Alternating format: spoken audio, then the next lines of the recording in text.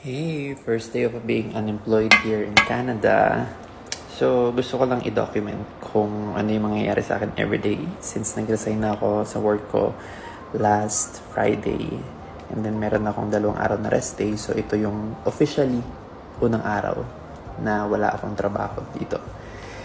And kaya ko lang siya gustong i-document kasi gusto kong maging accountable sa sarili ko na meron pa rin akong magagawa na something productive for my self-development or something enjoyable para hindi naman sayang yung araw na wala akong trabaho kasi hindi natin sure kung kailan ako ulit mag-start mag-work. Maybe 1 month, 2 months, 3 months or longer. So sobrang hirap maghanap ng trabaho dito.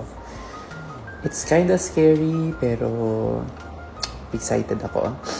Madami akong mga bagay na nilista na gusto kong gawin habang hindi ako nagtatrabaho. And for today, walang specific. Ngayon pa lang ako gagawa ng schedule ko for the entire week or for the entire month. Try ko nang gumawa ng schedule. Pero for today, ang gusto kong gawin is magluto ng masarap na breakfast. Kasi for the past months, na nag-work ako, hindi ako nakakapag-breakfast na maayos. So usually cereal lang, coffee, tinapay. Pero ngayon, tinapay pa din. Pero lagyan natin ng something na masarap on the sides. Like maybe bacon, eggs. Hindi ko alam. Pero yan. Number 1 sa goal ko ay ma-restore yung health.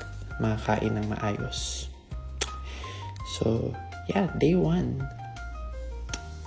I guess I'm gonna do this every day, starting today.